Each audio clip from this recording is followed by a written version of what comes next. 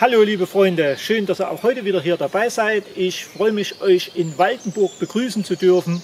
Wer meine Filme regelmäßig schaut, der weiß Bescheid. Waldenburg an der Zwickauer Mulde. Wir waren im letzten Herbst schon hier auf einer Wanderung nach Remse. Und ich hatte euch vom Grünefelder Park erzählt.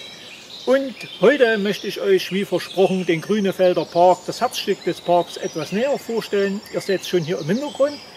Ich wünsche euch viel Spaß dabei.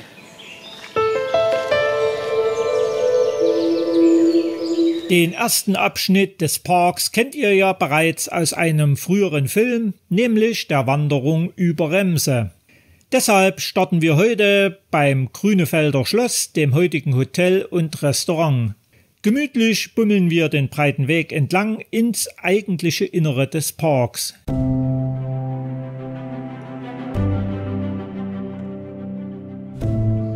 Queren die Gleise der leider stillgelegten Muldentalbahn und stehen vor dem ersten Highlight, dem aus Rochlitzer Porphyr errichteten Eingangstor. Über die Inschrift „Dem stillen Naturfreund“ könnte vielleicht auch heutzutage der eine oder andere unserer Zeitgenossen durchaus einmal nachdenken. Wir lassen es uns natürlich nicht nehmen und gehen zuerst durch dieses schöne Tor.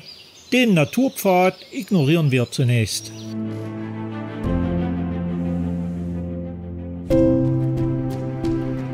An solchen Tagen, besonders am frühen Morgen ohne weitere Besucher, strahlt dieser Park einen himmlischen Frieden aus. Und der Bach veredelt das Ganze sozusagen.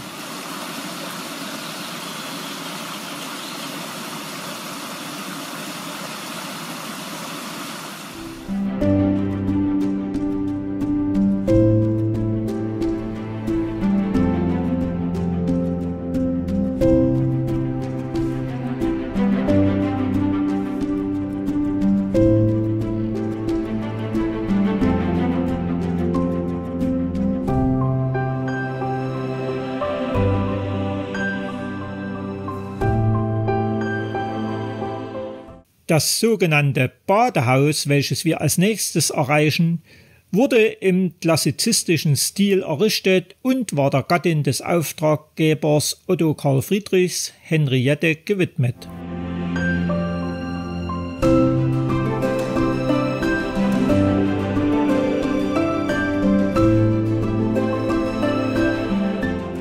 Circa 100 Meter später finden wir diese künstlich geschaffene Grotte. Meine Meinung ist, über Geschmack kann man bekanntlich streiten. Wie denkt ihr darüber? Schreibt es doch bitte unten in die Kommentare. Ich bin wirklich neugierig auf eure Meinung.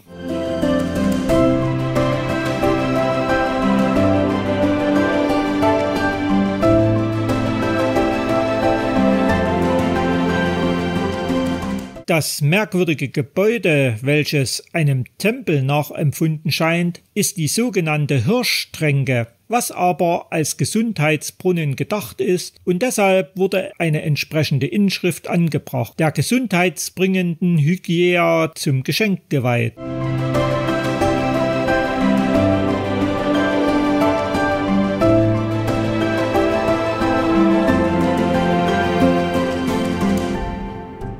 Zum Relaxen auf der Hälfte des Bummels lädt dann die Tlenselmühle ein. Idylle pur vermittelt diese frühere Mühle, welche dem bereits in einem früheren Film angesprochenen Kloster Remse gehörte. Sie bildete sozusagen den Abschluss des inneren Teils vom Park.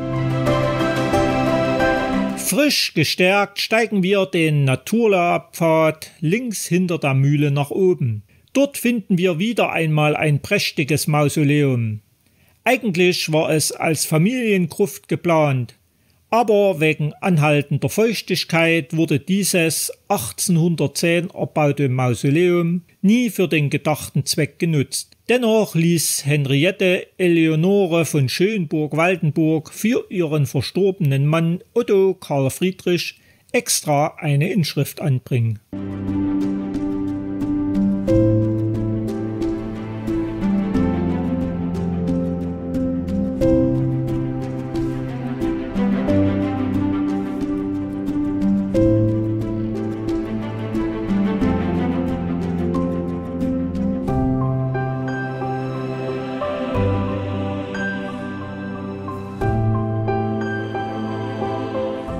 Die Überreste der Irminsäule sind zwar inzwischen ziemlich angegriffen, aber dennoch sehr interessant. Sie symbolisiert die altheidnischen Vorstellungen unserer Vorfahren und sollte an die Kämpfe um Freiheit und Unabhängigkeit der Westgermanen erinnern.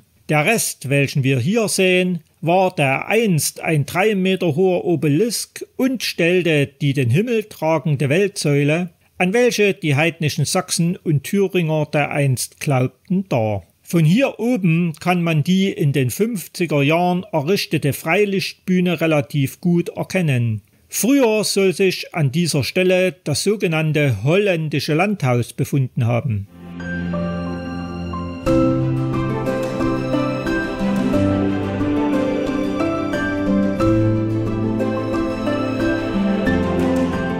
Etwas schwieriger ist es, wenn wir diesen Weg oben entlang gehen, die ausgemauerte Höhle zu finden.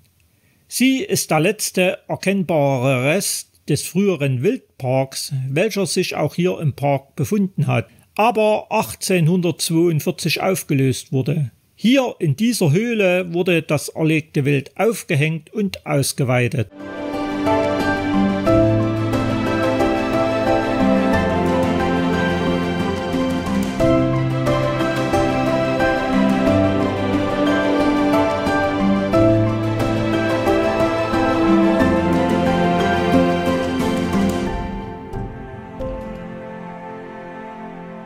Unser Bummel durch den Grünfelder Park war zwar nur ein kurzer, ich hoffe, ihr hattet dennoch euren Spaß. Wenn ja, dann würde ich mich über einen Daumen nach oben bzw. ein Abo, selbstverständlich kostenlos, sehr freuen. Bis bald zu unserer nächsten Tour hier in unserer schönen Heimat bzw. auf der Pilgerreise in Richtung Rom. Ciao!